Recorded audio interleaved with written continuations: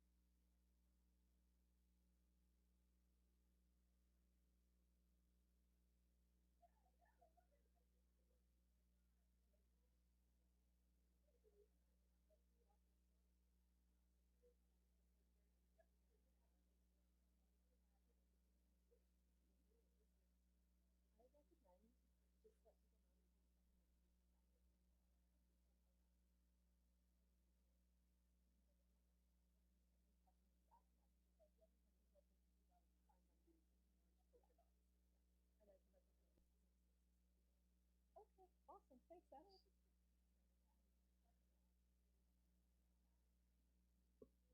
Just make this a little taller. Okay, if everybody can sort of make their way in and grab a seat. I'm Shannon Heblathwaite, for those of you who missed the stand-up comedy this morning with Kim and I. I'm the director of Engage, Concordia's Center for Research on Aging, who is co-organized today with ACT, the Aging Communication Technologies project. It is my extreme pleasure to welcome today Dr. May Chazan, like raisin, she told me, pronounce it like that, Chazan, from Trent University for our first keynote presentation of the conference. So May holds Trent University's Canada Research Chair in Gender and Feminist Studies, and she serves as an executive member of Trent's Center for Aging and Society. She teaches, parents, researches, writes, organizes, and leads the Aging Activism's Research Collective in Mississauga Anishinaabeg territory in Peterborough, Canada, where she gratefully nurtures relationships with and to, learns from 4 generations of brilliant thinkers and activists. Chazan's research explores why and how activists of different backgrounds, genders, abilities, and generations work for change throughout their lives, how they connect across time and space, how they narrate, circulate, and archive their own stories of resistance. Her most recent book, Unsettling Activisms, Critical Interventions on Aging, Gender, and Social Change, was published in 2018 by Women's Press, Canadian Scholars Press. So please join me in welcoming Dr. Chazan. She will present and she'll leave a little bit of time at the end for questions and comments. So welcome to May. Thank you. It's a pleasure to be here. So I'm May, it's May speaking. I understand there might be some people with some visual impairment in the room, and so I'm going to try to offer a little bit of visual description as well as we go along. So up here on the screen, you can see one of the interviews in process of the research, the storytelling research that I've been doing that I'll be talking about today. It's a pleasure to be here in Montreal, Ganagahaga territory. This is the place where I grew up, in fact, and I get back here about once a year, and it's also always really special. I've traveled here yesterday from Peterborough, Ontario, known for millennia as Nogojuanong, Mississauga Anishinaabeg territory. I want to thank Engage and ACT for the invitation to come and speak today a little bit about some of my ongoing research. I'm a professor at Trent University, where I also direct Aging Activisms, which is a research program and an activist research collective. And my research explores the different ways that, I love technology. Hold on. Okay, I'm just going to do that. So my research explores the different ways that activists of different ages, abilities, genders, and backgrounds work for change at different times in their lives. I'm particularly interested in the ways people tell their own stories of working for change and what it means for people to age as activists or to age into activism as they get older. So through Aging Activisms, I connect hundreds of academics, students, activists, artists, and organizers across 4 generations, so from their teens through to their 90s. And one of the central goals of the work is to upturn assumptions about both aging and activism, in part by bringing these 2 areas of scholarship together. So I'm talking about challenging ideas of older people as frail, apolitical, disengaged, as well as contesting ideas about activists as necessarily young, brash, and confrontational. And so when we bring these together and we think about how people age as activists or age into activism, we're sort of inherently challenging both sets of assumptions. I like to also think about the different ways that people can work for change. So from advocacy to protest to rally, but also through the arts, through land-based practices, through spiritual practices, and so on. So really extending, when I'm talking about activism, I'm talking about it in the plural, activisms, and really extending what we consider to be activism. So central in my work is the idea that we are all experts on our own lives.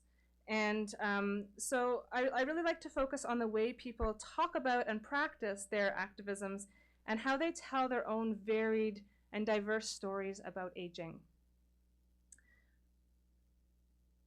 Okay, we have another visual of an interview in process here. So between 2016 and 2018, aging activisms led 5 intergenerational collaborative activist storytelling research workshops as part of a project of storying resistance, resilience, and resurgence. And I want to acknowledge ACT as a collaborator actually in the first of these workshops that we did. And there are some people in the room who were part of that first workshop with us. So it's just really nice to see those faces in the audience. So these research generation workshops aim to expand conversations about social movement and about aging. They invite activists of different ages and different backgrounds to share their stories about activism, aging, and place.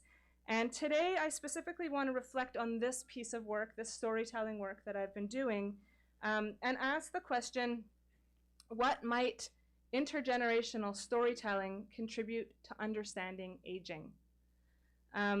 So what I want to suggest is that intergenerational storytelling as a research process, as a research methodology, is imbued with possibilities to challenge dominant narratives or dominant ways that we understand aging.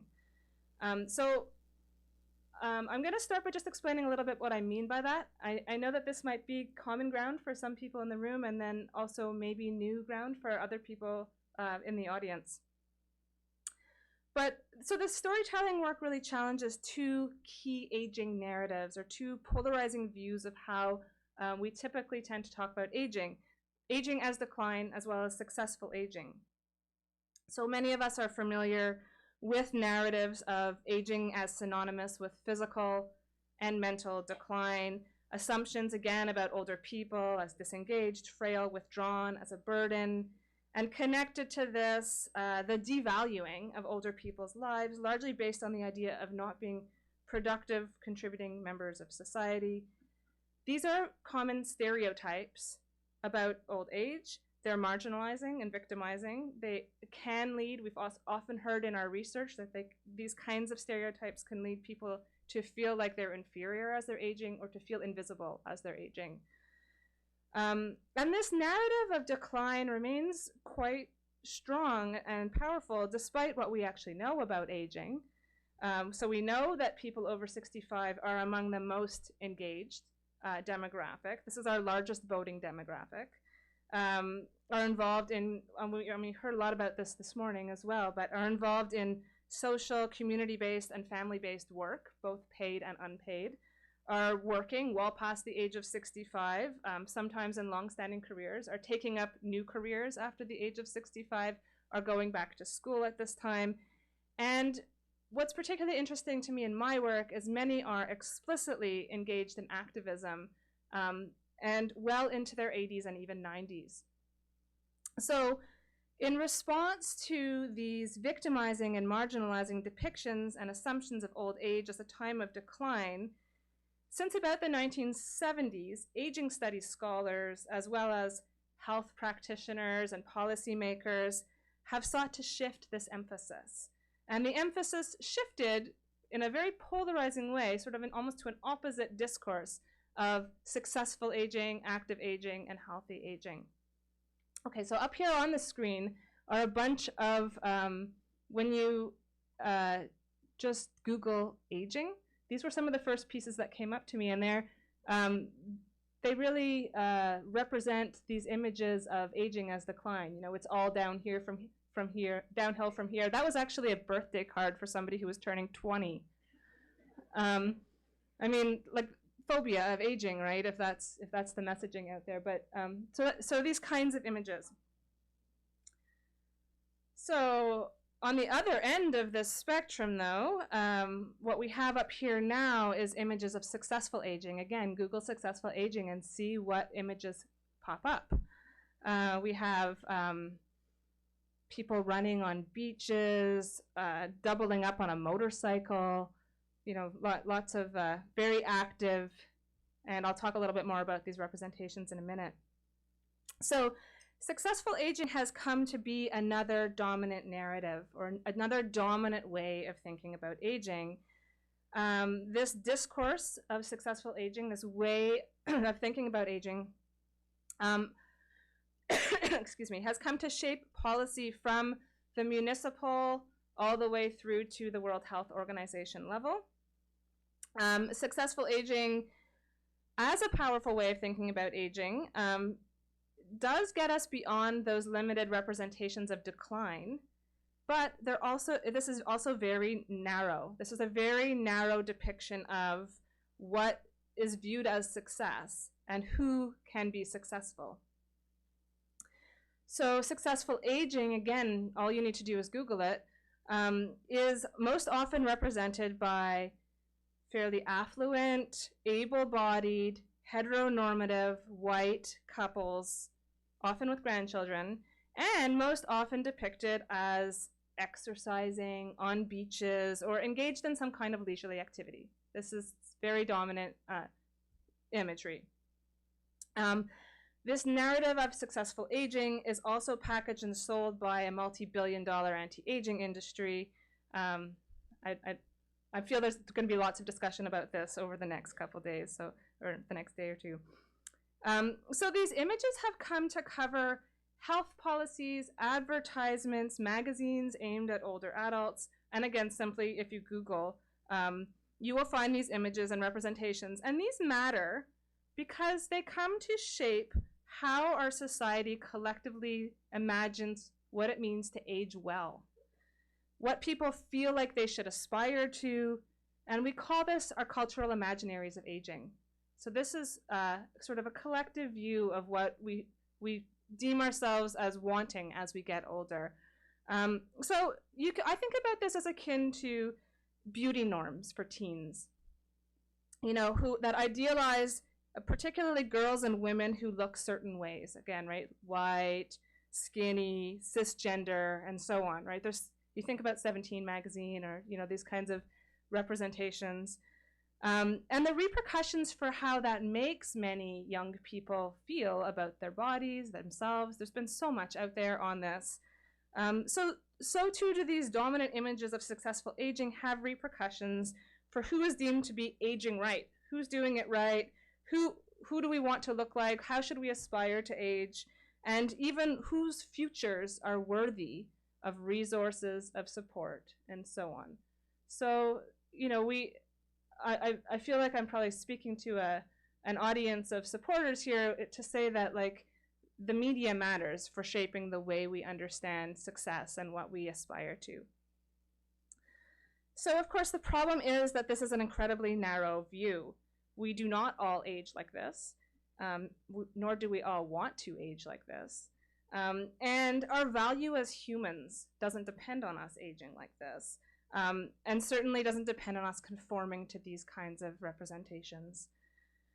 So over the last 10 years or so, many scholars have begun to think more critically about the repercussions of this dominant way of shaping our cultural imaginaries of aging, asking what assumptions does the successful aging discourse hold? Do these assumptions reflect what diverse people actually experience as they age, what they deem as positive in their own lives, their values, the activities that they're actually engaging in on a daily basis? So for instance, I just have a quote up here, and I'll read it.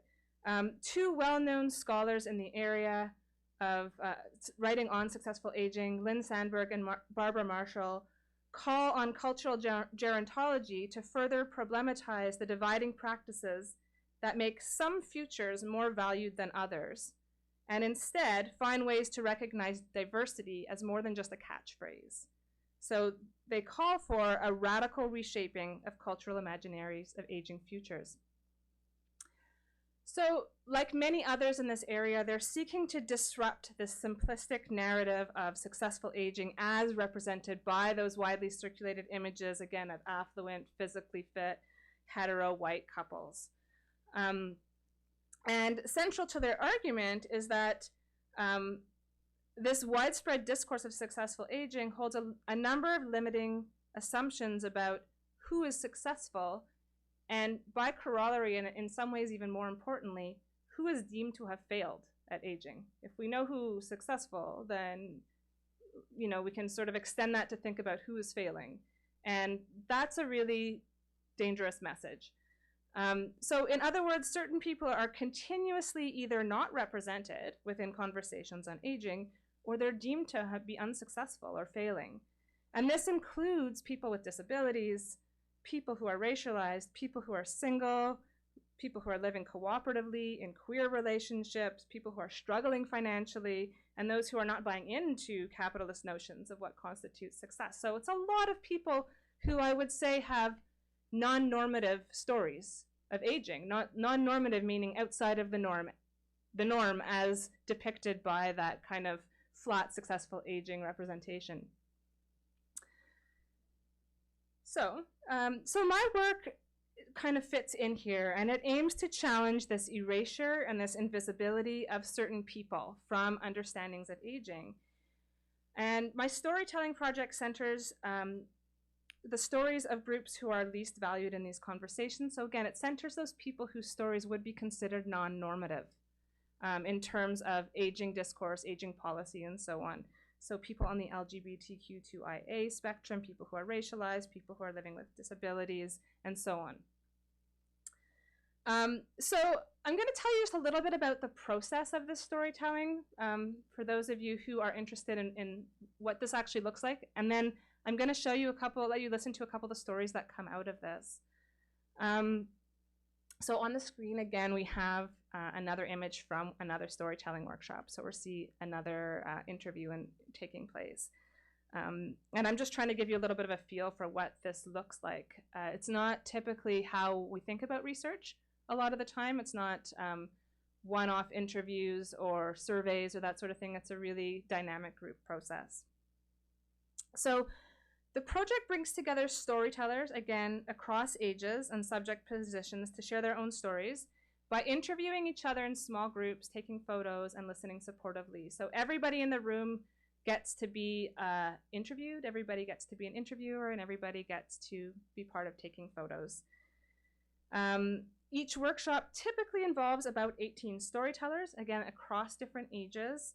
I think about aging not as something that only happens to people who are over 65, but as something that actually we all do from the day we're born, if we're lucky.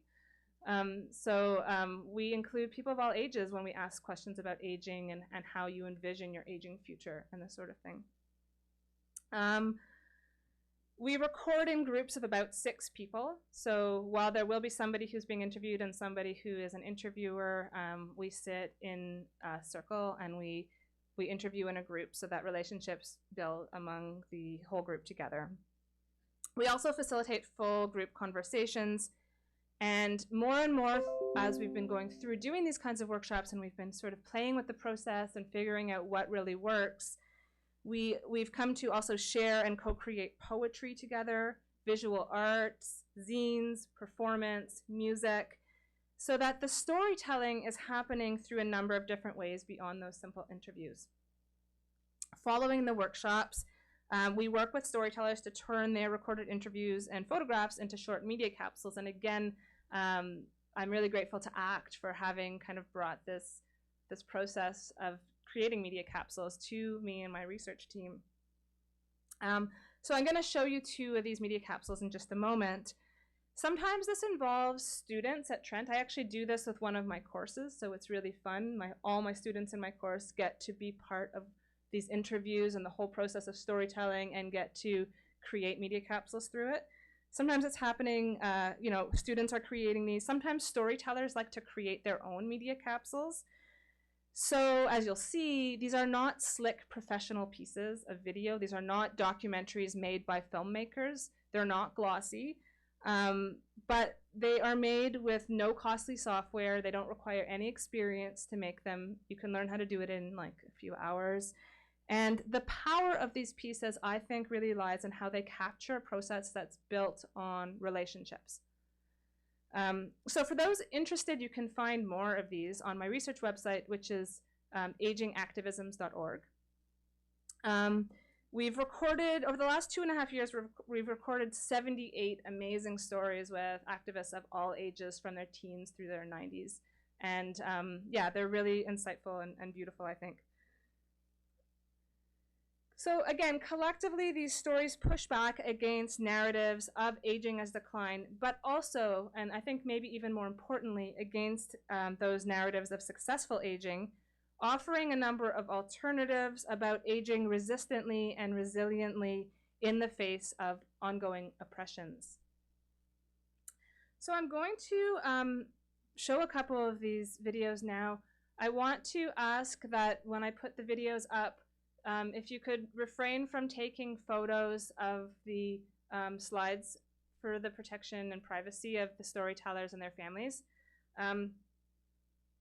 So what you'll see in these stories are images both of the storytelling workshops themselves, so you'll get a little glimpse into the process of what this looks like as a research process, as well as images and photos that storytellers have offered from their own personal photos that they have. The first story is offered by a storyteller who identifies as a sapphic queer woman, sharing her experiences of growing older, which are also about coming out to herself and to those around her through a time when there was no language to even make sense of this. The second story is offered by Cree activist, grandmother, and water walker, and she's reflecting on what drives her to keep working for change as she ages. So I'm going to show these two consecutively, one after the other. They're about 6 minutes each, they're not very long.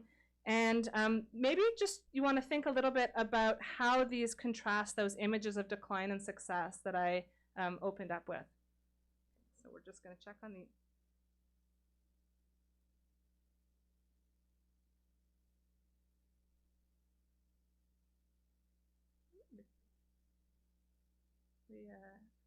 We did check this before and it was working.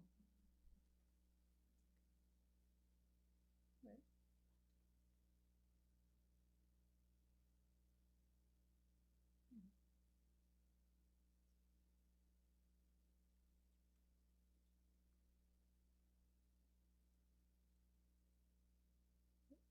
Oh, yes, there we go. Love the technology.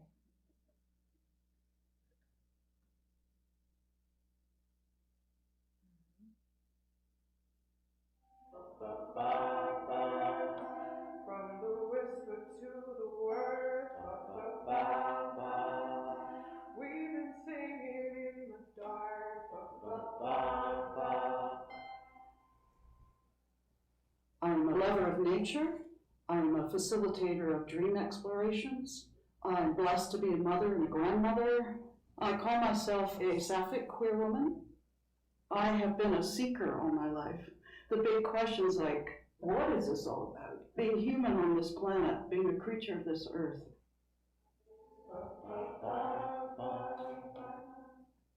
The time I was born was like, it wasn't like there was just silence, but it was a fortified silence. So even though innumerable messages would come to me over time, messages of truth, I had no passageways in my neurons that could bring it up to the conscious mind where thought was possible. When I was 13, I was invited to my first boy-girl party, and someone says to me in such a happy voice, "You can dance with Billy." And I remember that feeling of just this crash. I fell into a blackness and this crash straight down, and the memory of the despair of, oh, this is going to be my life. I'll be dancing with the Billy. Nothing against the Billies of the world, not at all. So the next morning, I wake up. My arms are covered in these massive hives. So my parents were like, what happened at the party? What did you eat? What did you drink? You're allergic to something. But nobody suggested it might be mandatory heterosexuality that I was allergic to. You see? That the body was manifesting its truth. The body is speaking a truth that the mind can't possibly take in. So at the time, until 1969, homosexual activity was considered a crime. And not until the 1980s was there any protection in law in the workplace. So we're talking about years and years of living in lesbian communities in which we were off the grid completely. We were in exile. And that is hard on the human system.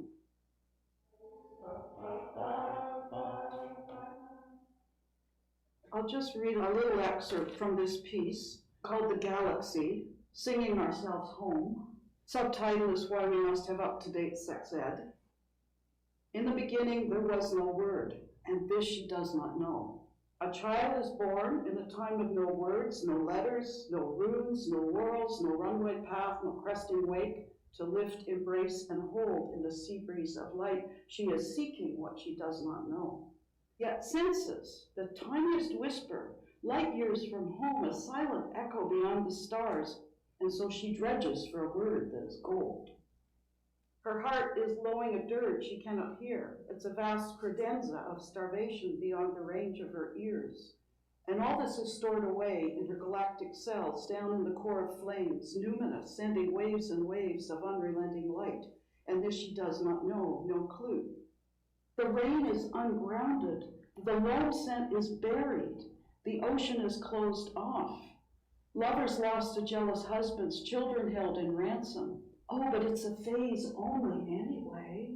One day you'll become a grown-up woman and you'll marry a man, which she does, he a good friend, who gives her a son she adores, walking up the aisle, her toes crumbling in ashes, her lover at her wedding. She can still see her sitting by the wall in the fourth row. The body of the galaxy lifting off, separate from the massive hot core, blind and lost to its own power. The heart is moving into Advent, the coming out, but the mind remains unable to really know, and so she keeps dredging for gold. So then a few marriages to women take place. Then come the sidelong scowls, the snarls, her child repeating the words of an adult he cared a lot about. Said gay people should be lined up and shot. Said to my beloved boy, and the heart, the blood just stops. Harassment, the desecration, the escalating, the police deployed. And so she works to attach a lost limb, a floating hand, a forgotten organ, a small skein of skin, drawing on distant stars, beckoning to far quasars, bright as 1,000 suns, inviting the thrall that climbs the caterpillar, the thrall that leaps the squirrel, the thrall that explodes in dark matter, the thrall that electrifies the sky and lights the lamps at the end of the world, where radiance enfolds us all in gold. In the beginning was the Word, and the Word was a sapphic ode. That's my journey in outing myself. All that isn't ever was, will be singing just because. It's really hard in some ways and very positive in other ways. There is a terrible level of poverty here for the young, for people with families, for seniors, for so many people. As an older adult, I've become increasingly aware of the appalling lack of services and resources. There are certainly services available for seniors who have means, but not for those without means, and this must be addressed. But on the positive, wonderful side, the community I've found here in the arts and the queer community, which are intricately linked together. And then there is the land. This land I deeply love. And I know that I'm a visitor here, but this land sings to me the wisdom and the power of this land that is sacred to the Indigenous people is something that we all need to honor. And if we can honor that life force in the land, maybe we can honor the life force in each of us, however it manifests. Gay, lesbian, trans, gender, whatever, however it manifests, may we embrace it and embody it so that that gift can be offered to future generations.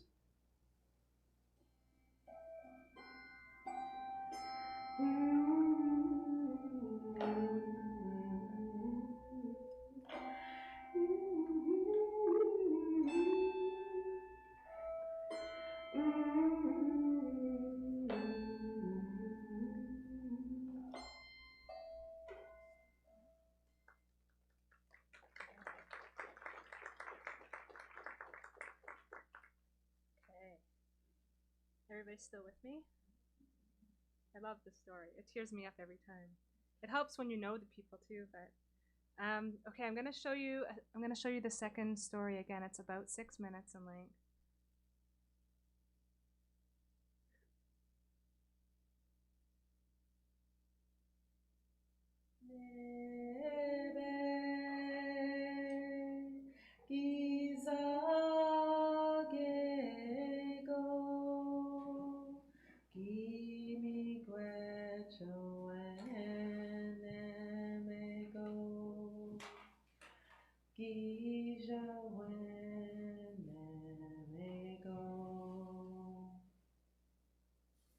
Tanse, ga himoteski skra nadijnakas, neonakalin nindamjaba, makwa netoram, miswendam nijo medewian.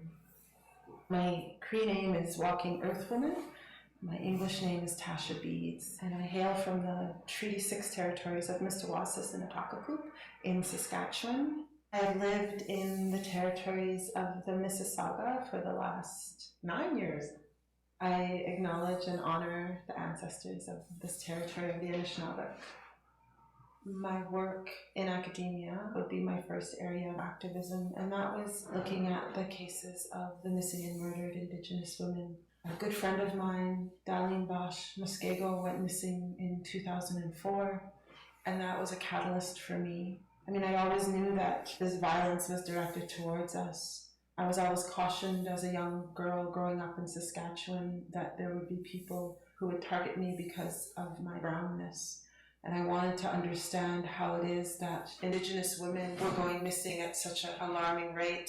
From that activism, and it's never left, I'm still very much involved in wanting to help and understand and create a safer space for future Indigenous girls.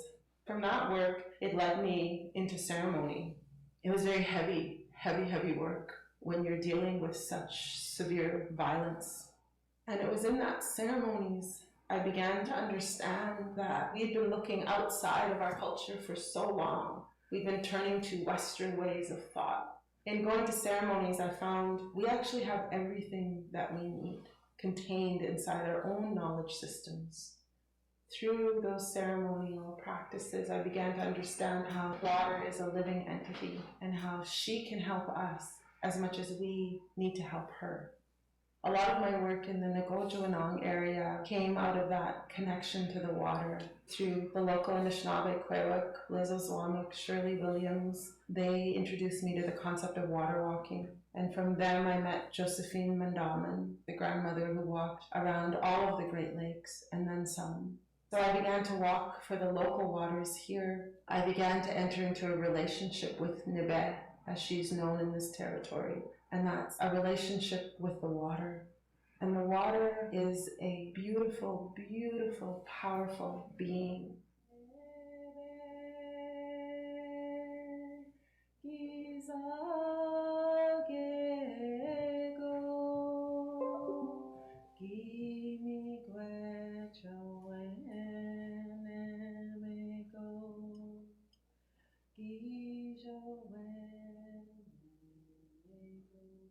One of the most driving forces for me was becoming a grandmother, becoming a kokon.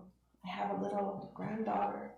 When my son put her in my arms, I realized that I wanted the world to be a better place for her. I didn't want her to experience the pain, the trauma, and the violence that so many of my people have already. I wanted to know that there was going to be clean water for her. It was like all these responsibilities and obligations fell into my heart. I knew that I had so much work to do because we are the most destructive force to the lands and waters that there's ever been. When I look in the eyes of that little girl, I want to know, what are we going to leave you? What are we doing? And how can we stop? How can we make that shift? There's a system that's in place that is so hell-bent on destroying everything in the name of money that they don't care about the next 7 generations. Josephine Mandaman always says, 7 generations ago, your ancestors were looking at you right now and they're saying, what are they going to need? So when I held that little girl in my arms, I looked into the future, and I saw that I was going to be someone's ancestor. And I asked myself, what kind of ancestor do I want to be? Do I want to be the kind of ancestor that is not thinking about the earth or the water? Or do I want to be the kind of ancestor that they look back on and say, she did everything she could. She spoke, she fought, she wrote, she walked for the water. In the face of all of this violence, she kept on moving. If we can begin to shift our ways of being in the world, if we can remember our relatives and how we are connected to every single living entity on earth, there's a window there, but it's a closing window. And so I think it's really important for the next generations to understand that this earth is not a resource. Just begin to think about how you relate to the earth, how you relate to the water. What are the ways that is not going to take life away, but that's going to sustain and give life?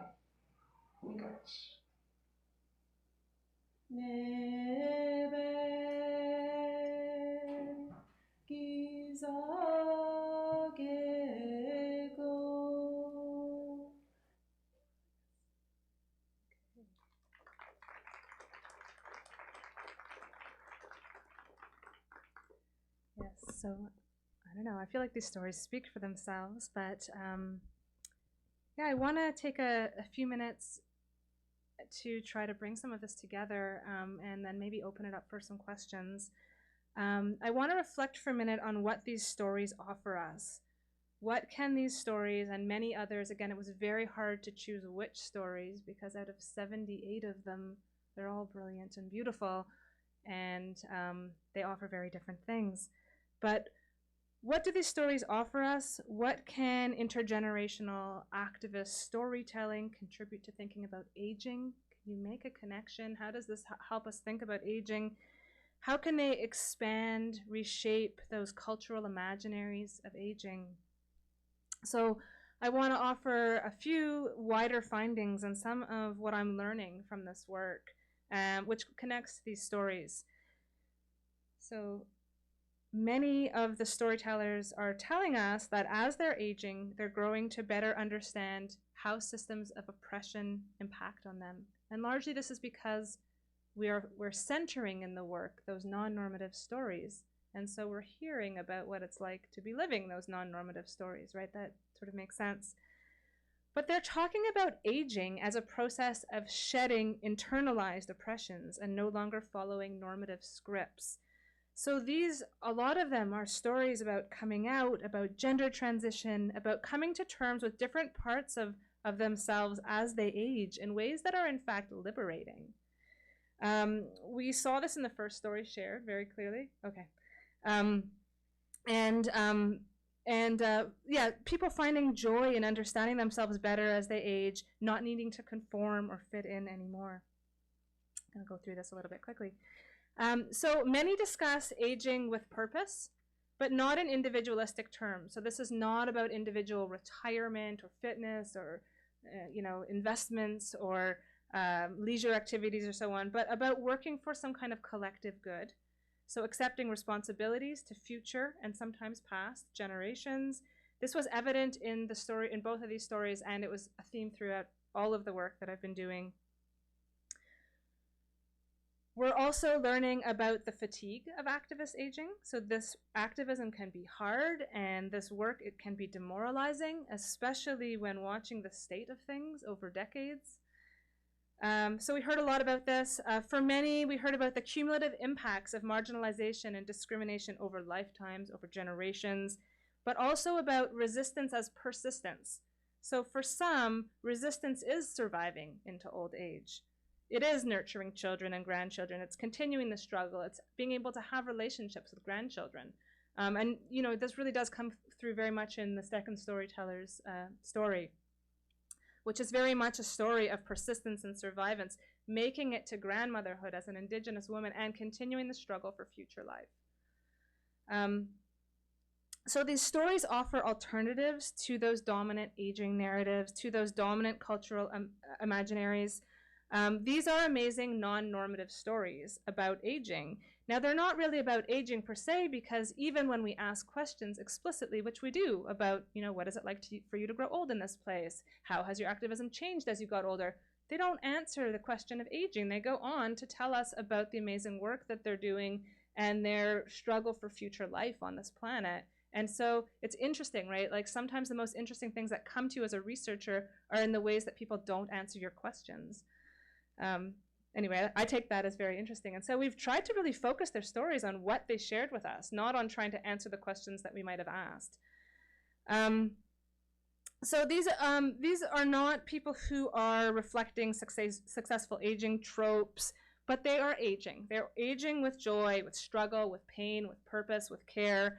These are counter-narratives of aging, counter-narratives of positive aging. They strongly intervene into this binary of success versus failure, or success versus decline.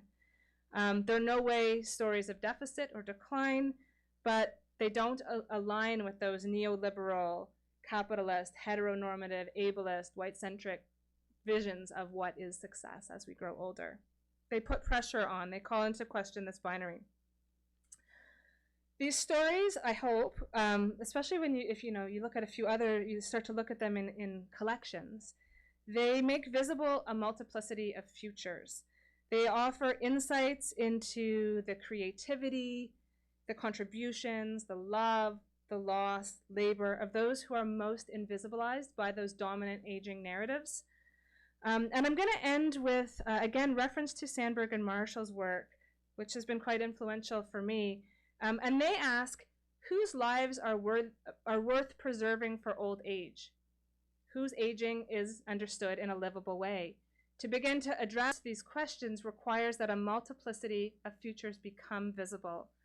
So I really hope that this storytelling work, bringing people's own stories out in their own words, shaped by what they really want to share about their own aging, offers one way to start to make visible the many diverse and creative experiences of aging. Thank you.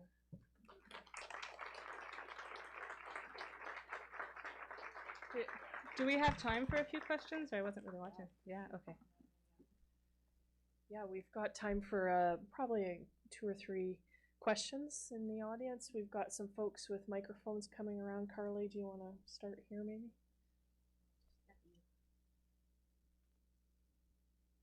This may seem picayune, but I think it might lead to something larger. I worked for a long time with families in a church context, and we shifted from using the word intergenerational to using the word multi-generational, because inter applied there was one and then the other. And I wonder whether that has been relevant to your work and how you see trying to reach all across the entire age spectrum. I think it's fabulous that you're doing stuff with students and elders, but how does it go with looking at that terminology and the reality of so many different ages and stages? Yeah, I mean, there's a whole body of literature that sort of talks about this language and sort of reasons why we might use different language. I think for me, the important thing is that we're looking at stories across different ages, and particularly across different sort of narrative timelines and the ways that they narrate their own stories. And in particular, sometimes when you hear the word intergenerational or multi-generational, we think of it as being necessarily good, like necessarily it's a good thing if it's intergenerational, or that it's necessarily divisive. Oh, if it's intergenerational, there's going to be generation gaps. People won't understand each other, right? And one of the things that I try to do in this work is actually also challenge that a little bit, to think about, the ways that our stories are actually similar to each other, regardless if we're 20 or 80. Bridge some of that, but then also what's changed and what hasn't changed over these narrative timelines. And we run into questions about language all the time, especially, like, for instance, I did one this past fall, and it was specifically intergenerational storytelling with LGBTQ2IA+ community in Peterborough. And, language like queer, lesbian, gay, homosexual, like these kinds of terms have shifted so much too. So it's really interesting. One of the things that is beautiful about an intergenerational or a multi-generational, again, you can kind of use, but bringing people across different timelines and time frames together to think about this, is that the first day is almost always spent just talking about the words we're using and what they mean and why they matter. But I appreciate the question. I think probably in the way you're thinking about it, it does reflect more of a multi-generational approach. But in terms of the scholarly literature, I think intergenerational tends to be the word that is being used more. So, yeah.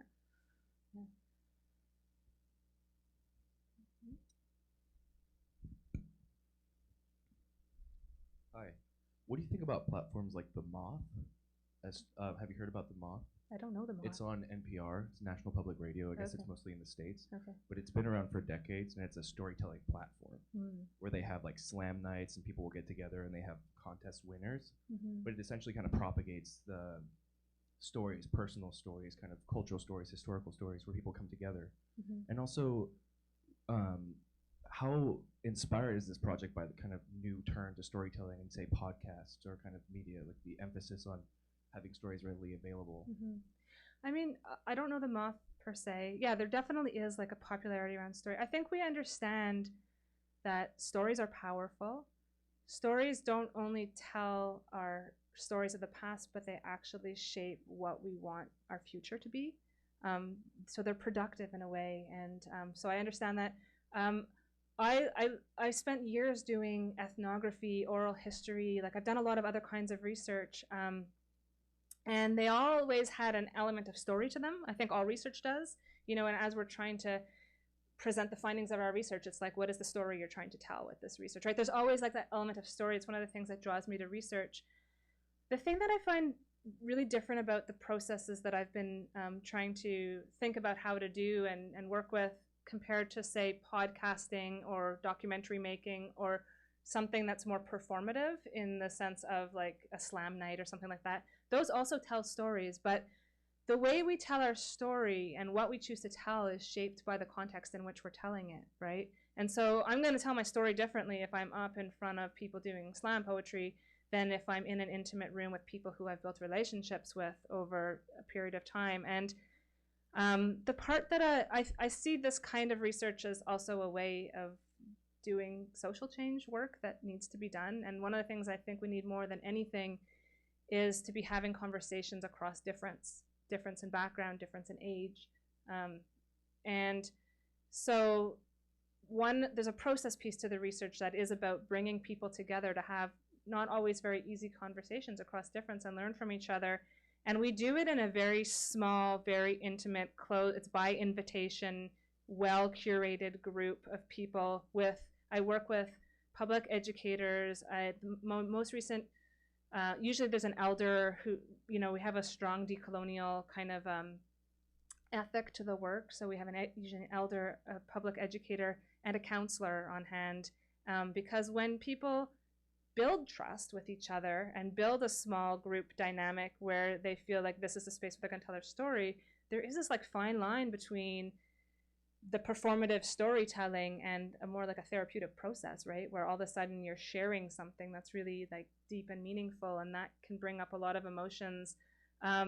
So it's an interesting line. I'm still kind of working out the best way to go about this and how I feel about it as a researcher, but I've come to understand that drawing those other professionals in to be part of creating those spaces and to keeping them small, keeping them intimate, knowing everybody who is invited into those research processes are people who I already know through existing relationships, or somebody on my research team does.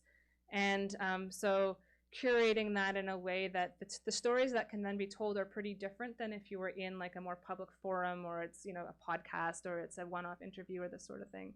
So, but that's just the process that I'm engaged in. Yeah. It's interesting because I think in The Moth, I highly recommend it, but they do workshop their stories. Okay. So they'll kind of come in, they'll come in with, and they'll basically kind of fine tune it to be able to be accessible, or to really kind of represent what they're saying. And it's people who have been around stories and kind of fostered the art of or the craft of storytelling. Yeah, and I'm trying to figure out a way. Right now we've been doing these media capsules, and they're tiny little pieces of the stories that are shared. But I've been trying to figure out a way, like, how can we actually reflect the process of what's unfolding in that room, because it's magical and it's much more powerful. I mean, I think the stories themselves are really powerful, but the way those relationships unfold and shape the stories is the part that I find really interesting and really important to document. And I haven't figured out exactly how to do that yet. I'm not a very techie person, so I love working with other people who do that kind of stuff and can think through like what that process can look like. Thank you so much. Yeah.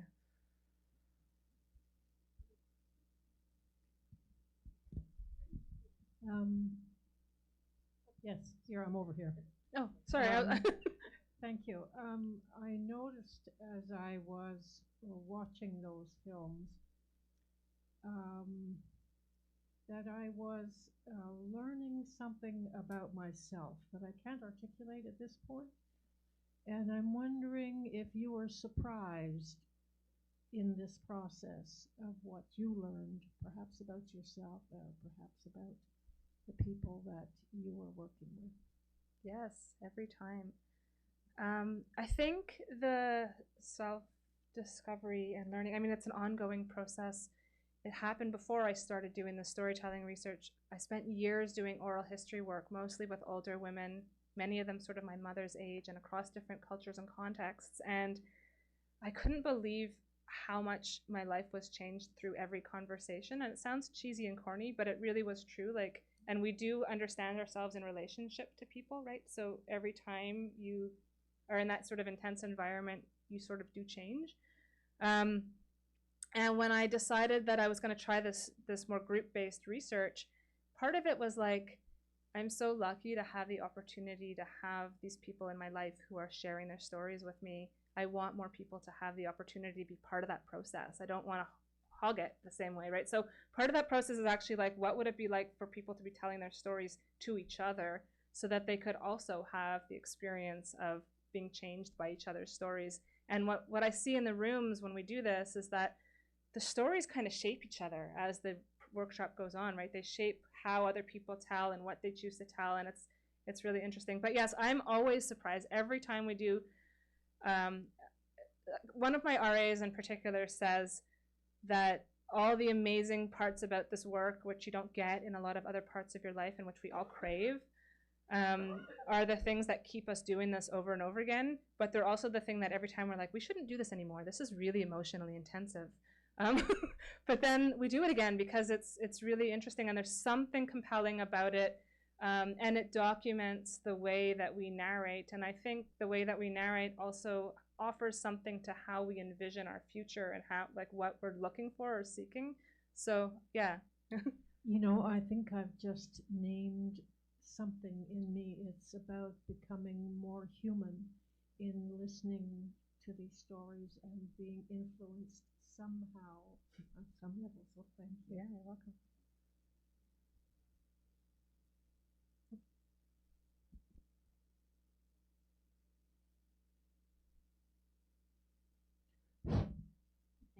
Thanks. Hi. So I guess my question is a little bit more broad in a sense that, I mean, I find the research fascinating. Before you started talking about the research, we talked about how society views aging in terms of decline and in terms of success. So I guess my question is more, how can we bring that research, or what's the plan to bring that research forward so that we can address societal, you know, ideas about this? It's almost kind of taking the research, how can we apply it in the context of what society is really viewing? So I guess that was my question is, you know, what to do with this research and how can we bring it forward so that we can kind of change that perception of what people think about aging? I mean, this is, you know, it's a really good question. There are a lot of people working on this. There's a lot of scholars critiquing these dominant narratives, trying to think of different ways to challenge that, to expand our cultural imaginaries. This kind of thing is part of that answer, right? It's like, I sort of feel like if you're a policymaker, for instance, if you work for age-friendly cities or something like this, or if you're working in this field and you watch stories like this, you're exposed to these stories, the next time you're sitting down to have a meeting about how to address any particular issue connected to this, I think the question of like, who's around the table? Who's part of this conversation and who's not part of this conversation? How would the knowledge that how would the knowledge that we're creating together around this table be different if we had other people around the table? What about those non-normative experiences of aging, right? So for me, part of it is like, can we circulate those counter narratives a little bit so that they are, and now one of the reasons why we've been doing this in this way and creating media capsules and putting them online and circulating them on social media and stuff like that is so that, you know, maybe they'll be seen by different people. And like, once you see something like our first storyteller's story about what it was like to grow older as a sapphic queer woman, as she calls herself, you know, it's hard to not think about how that challenges, you know, those couples on the beach sort of scenario, right? And who's around that table, who's thinking about that. So, I mean, I think that's part of it, but obviously, again, it's a multi-billion-dollar industry as well, right? That wants to promote certain things. Yeah. We probably have time for maybe 1 or 2 more questions. I thought I saw a hand down here a minute ago, but I don't know. Any more questions, anyone?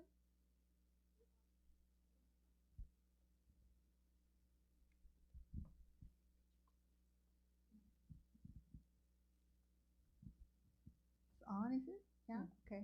I wanted to come back more on the less broad and more specific, and I'm very interested in the fact that telling your story, for yourself, telling your story is therapeutic, and I'm very in connection, being put into a situation where, in my particular field of work, I listen to stories all the time,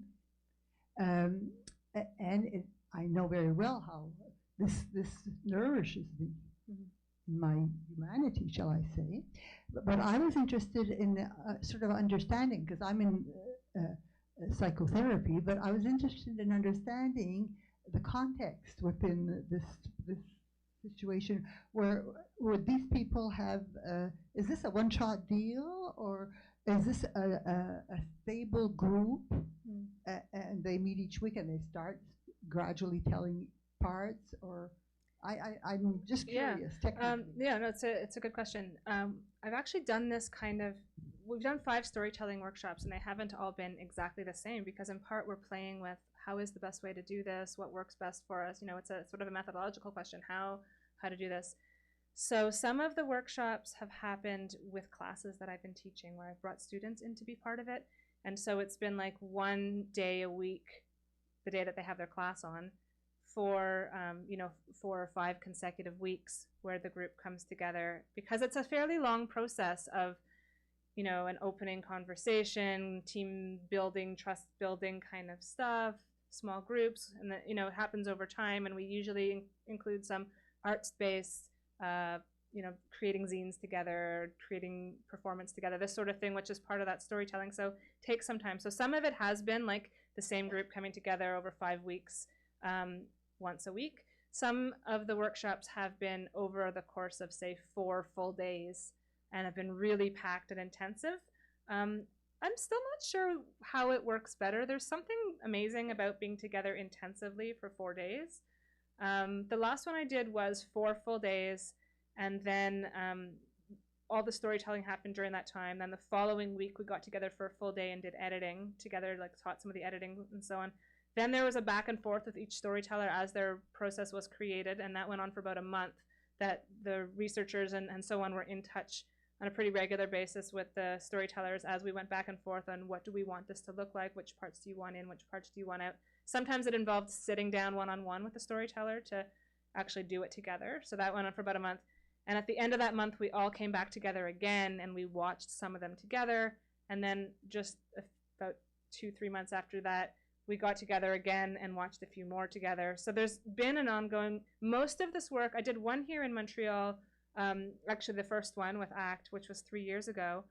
But all the other ones have been in Peterborough, and I've really kind of I've decided to go very local with my research, in part because there's so much relationship building involved in doing this work.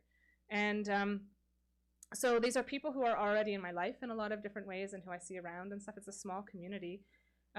So there's that. And then the other piece of it is that what you saw today was, you know, a tiny excerpt of an interview that probably went on for 45 minutes. And you saw 6 minutes of it. But those full interviews, we've created, the ones that are happening in Peterborough, we've created a collection in the Trent University Library and Archives where the full interviews are archived, and there's photos and so on, and other pieces that each storyteller want as part of that archive, so that it remains there kind of as a resource to the community or to other researchers coming in who want to listen to the full interviews and this sort of thing. So there is kind of an ongoing relationship aspect to it for the most part. We run out of time? Unfortunately, we ran out of time. I'm just going to pass it over to this lovely lady here. Shannon again. Thank you so much for really thoughtful questions, and thank you to May for a really inspiring, deep, insightful presentation and conversation. I think it gives us lots to think about as we move forward. So I want to just thank May and give her just a little Montreal yumminess. And just before you all run away, our next panel is at 1:45. That's our visibilities and invisibilities of aging. So that will carry on nicely from some of the, no? Am I on the wrong day? We're having another panel this afternoon. While they figure out what that's gonna be, I'm gonna tell you about lunch. You're on your own for lunch. This is how we were able to make the day free for you to come. So 2 p.m. today, at 2 p.m. today, we'll be back for the next panel, which is called, Ashley? It is visibilities and just pay attention to somebody else.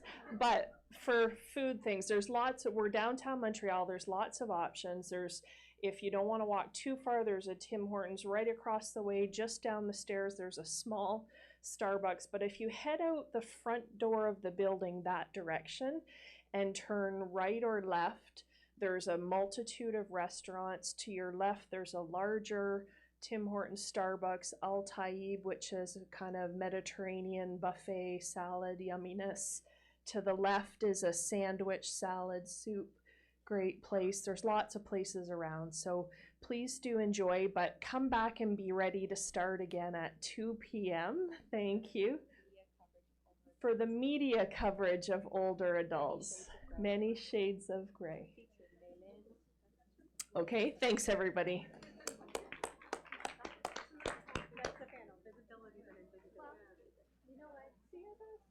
You got it. You got it. It's okay. It's okay. I'm sorry about that. It's no matter. They're coming back at 2 o'clock.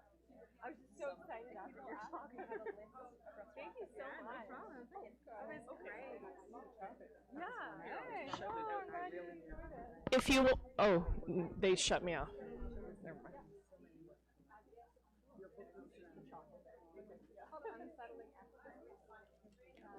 Yeah, you can get it. Like some of the experts actually have chocolate, and I feel like